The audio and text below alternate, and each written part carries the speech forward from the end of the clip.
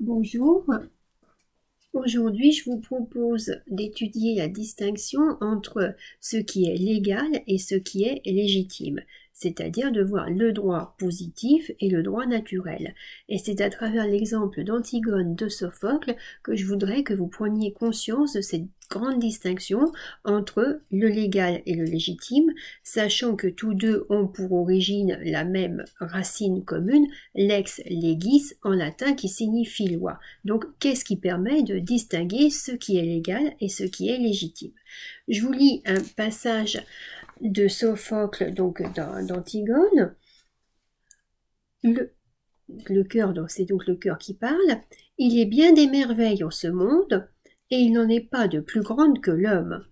Il est l'être qui sait traverser la mer grise à l'heure où souffle le vent du sud et ses orages, et qui va son chemin au milieu des abîmes, que lui ouvrent les flots soulevés.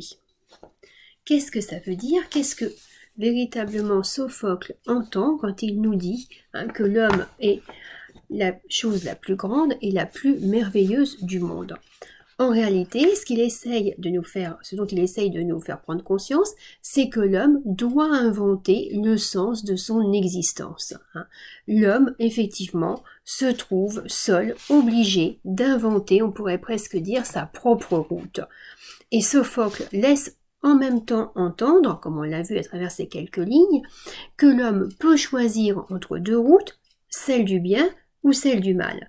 Mais cette vision manichéenne du monde est évidemment un peu trop simpliste, et on va voir que dans le cas d'Antigone, si vous vous en souvenez, qui décide d'enterrer son frère contre Créon, son oncle, qui a fait passer un édit pour empêcher d'enterrer son frère puisqu'il considère que c'est un traître de la cité, et ce qui est vrai. Antigone est parfaitement consciente des lois, donc du droit positif, de ce qui est posé, de ce qui est légal, ce qui est écrit dans le code de loi, mais d'un point de vue subjectif, du point de vue du droit naturel, elle ressent cette obligation d'obéir au droit positif comme quelque chose d'illégitime, d'injuste du point de vue subjectif.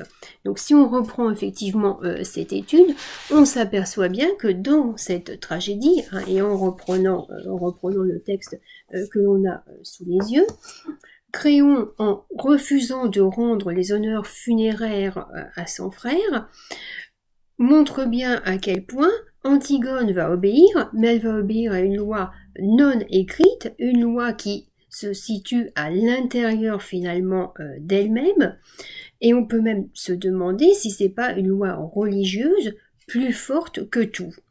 Mais en réalité, si on va jusqu'au bout de l'étude, on s'aperçoit bien que dans l'épisode 4 de la tragédie, Antigone réalise parfaitement l'acte qu'elle accomplit. C'est pas un acte fanatique, mais simplement son acte est une simple réponse à une situation donnée, à une situation qu'elle sait être légale, mais qu'elle trouve, elle, en elle-même, non légitime, c'est-à-dire illégitime, c'est-à-dire injuste, pour le dire peut-être plus simplement.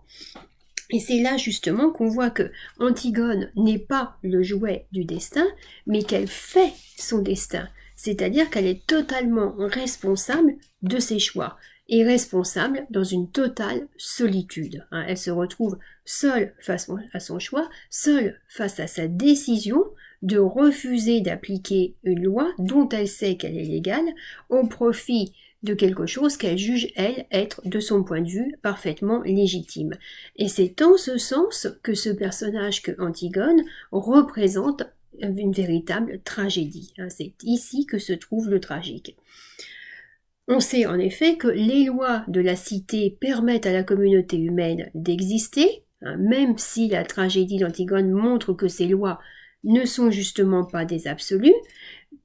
Antigone va être criminelle puisqu'elle désobéit aux lois de Créon, mais il faut aussi faire une part aux lois de la cité, car ces lois ne peuvent pas asservir l'homme, ni de le délivrer de sa responsabilité. Donc ce qui est le plus important, c'est que Antigone, comme tout être encore aujourd'hui, comme tout citoyen, est responsable de ses choix, de ses actes. Il sait où est la loi, mais il sait aussi ce qu'il considère comme être juste ou injuste, donc légitime ou illégitime, bien que parfois quelque chose qu'il ressent comme illégitime, il puisse très bien reconnaître que c'est quelque chose de parfaitement légal.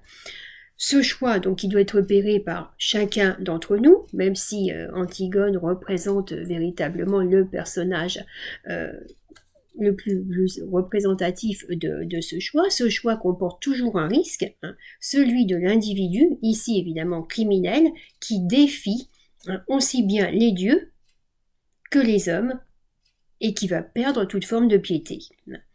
On voit donc, et j'insiste sur ce point en reprenant évidemment le texte, comment cet univers tragique dans lequel évolue Antigone de Sophocle peut être associé à la naissance du Logos, c'est-à-dire d'une humanité responsable.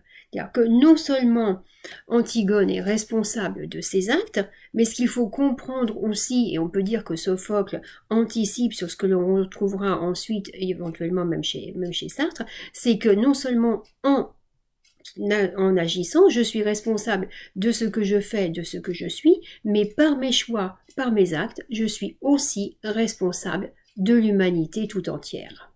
Bon, je vous laisse méditer et je vous dis à très bientôt pour une autre réflexion.